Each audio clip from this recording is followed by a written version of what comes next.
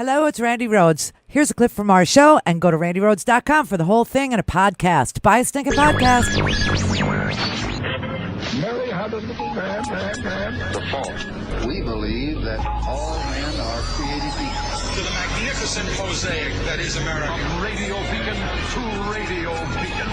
I have a dream today. Change has come to America. Believe me. Knock, knock. Who's there? It's a figment of your imagination. Randi Rhodes Show. Turn up your mind. Actually ask Go ahead, my please. question, Mr. Trump. You didn't let me ask my question. You've My been asking a question for 10 No, minutes. you interrupted Please my sit down. question. Please, I'm go ahead. asking you, Go how ahead. did those impact your opinions on the allegations against Well, it does Judge impact my opinion. You know why? Because she's shocked that I picked her. No, She's like in a state of shock. I'm not thinking, Mr. That's President. okay. I know you're not thinking. You never do. I'm sorry? No, go ahead. Go ahead. In a tweet this week. Thank you, Mr. President. Now that you've answered several questions on trade, I'd like to turn Don't to do Judge that. Kavanaugh. Do you have? President- Excuse me. Do you have a question on trade? We'll We do just- one or two more questions you on answered trade. several questions Okay, on don't do trade. that. That's not nice. Mr. President, And besides you that, said somebody is before you. Excuse me. Don't do that. Do you have a question on trade?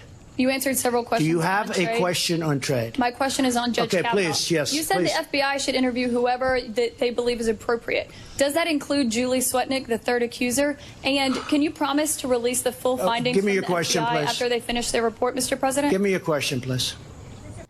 He is such a nasty SOB, especially to women reporters. Now, we know he hates the media. You know, every rally he does within the first 60 seconds, the media is the enemy of the people. But, oh, my God.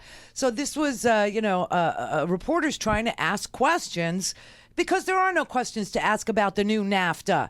The biggest change is that it's not called NAFTA. It's called Asmucca. I'm looking at it. I don't know what's Asmucca. You know, us U.S. Mexican Canada agreement. Asmucca. Cars are going to cost more, and it's going to be a lot easier for you to sell milk and protein concentrates in Canada. So that's a wash for most people, right? Right. So, I mean, come on. This is going to do as much to iron out the North American Free Trade Agreement, NAFTA, as, Trump's agreement with Kim Jong-un to denuclearize North Korea did. It's a pointless trade deal just for show. The summit with North Korea is just for show. The fake Kavanaugh investigation is just for show. This is the Potemkin presidency. Those stacks and stacks of folders, remember those full of blank pages at Trump's big no conflict of interest dog and pony show when he took office? That should have been emblematic of the emptiness of the administration, okay? If Trump has a post-presidency library, it will be full of empty books. This man is so empty of transparency. It's so bizarre. It's so weird. This whole thing is crazy. But I will tell you, you know what's standing between us and 40 years of having a sexual predator? Well, the second one on the Supreme Court. I mean, it's just like a club now. It's like an elite little, prick club, really. It's like the most amazing thing that we're turning the Supreme Court into. But the only thing that stands between us seems to be Jeff Flake, Susan Collins, and Lisa Murkowski. Now, Jeff Flake did say he's not going to be satisfied with a cursory investigation. He wants a real investigation. Mitch McConnell, on the other hand, says, we'll vote Friday. I swear to God, we'll vote Friday. And, for him to vote Friday, for the Senate to vote Friday, that means that tomorrow is the deadline for the investigation. Tomorrow, that's it. Because they have to give 2 days notice ahead of a vote. And that's what he said last night. He just said, screw it. We're going to vote this week. So soon, I expect we'll hear that the conclusions of the expert prosecutor, who you didn't let question him, aren't reliable, or that the FBI's investigation was not infinite or endless enough for their liking. Maybe we'll hear the real issue is not these uncorroborated allegations of misconduct after all. Misconduct? But rather the fact that Judge Kavanaugh now listen to this, drank beer No one cares. in high school and in college. You are so smarmy. Or the fact that he was rightfully angry. Who wouldn't be? He That threatened. his good name and his family have been dragged through the mud with a campaign of character assassination based on allegations that lack any corroboration. Oh my God. Who wouldn't be angry about that, Mr. President? Who would threaten Their goalposts keep shifting, that what comes around goes around? but their goal hadn't moved an inch, not an inch. The goal's been the same all along. And so let me make it very clear. The time for endless delay and obstruction has come to a close. Judge Kavanaugh's nomination is out of committee. We're considering it here on the floor. And, Mr. President, we'll be voting this week. Conservatism is a racket. It's a total and complete racket. You delayed to the point of, it just didn't hear it, Merrick Garland's confirmation. Just completely, not only delayed it, but refused to let any Republican members meet with him. He came from the D.C. circuit. He is actually Kavanaugh's boss. And you wouldn't hear and you wouldn't allow any of your members to meet with one Merrick Garland.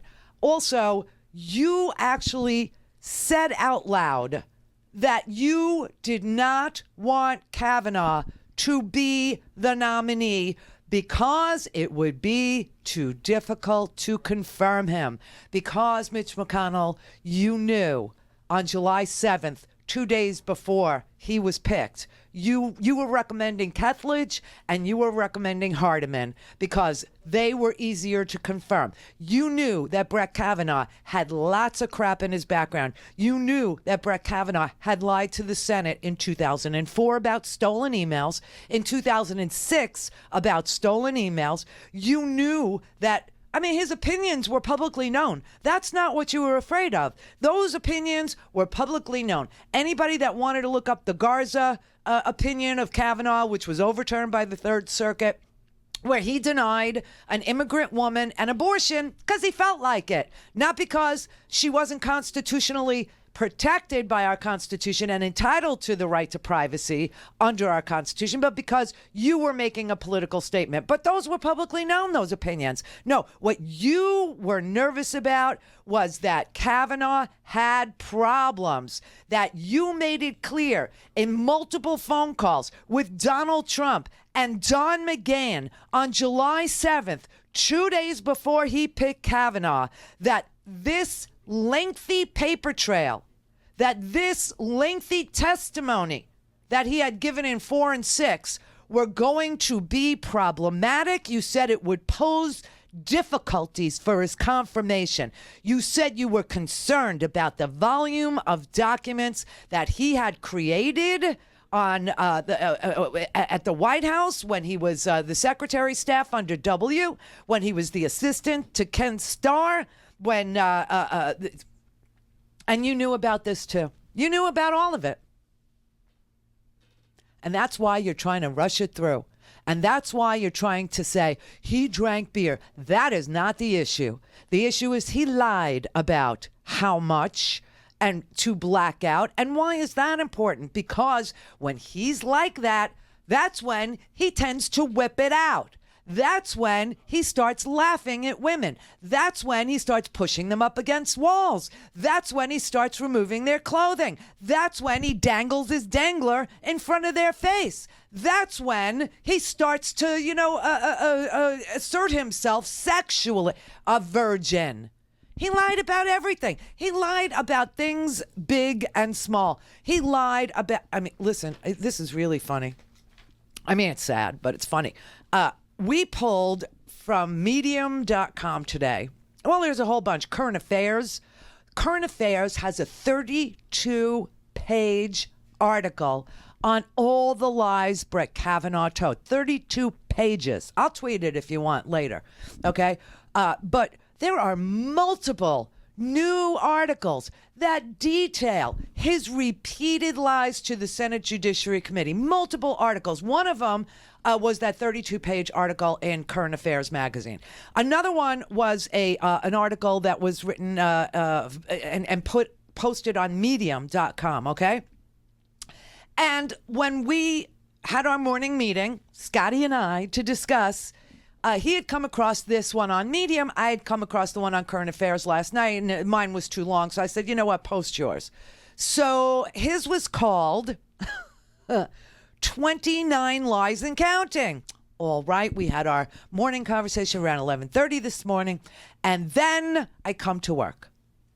And I begin to print out these articles. As you can see, I deforest most of North Carolina every single day. It's bad. I agree. I also eat jerky. And I know this pisses off, vegans. And I drink dairy. Not as much.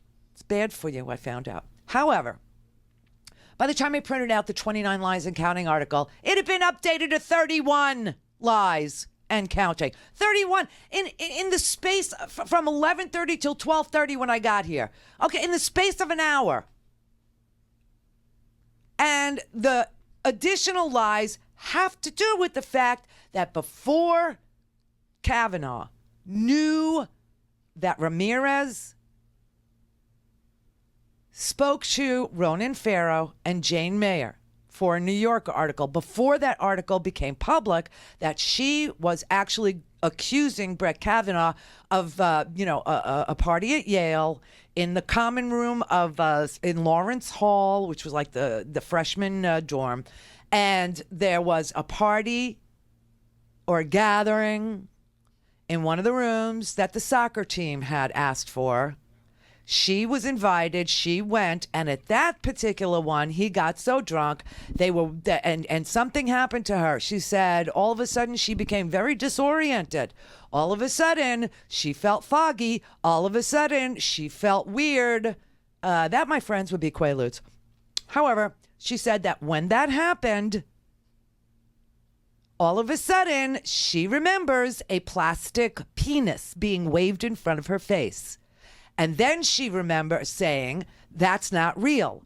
And then she remembers everybody laughing at her, laughing. Everybody who tells the story tell how they laughed at these women. They laughed and they laughed, just like Trump. Just like Trump demeans the women. Just like Trump. So sit down. You never think much. Excuse me? Right? Okay.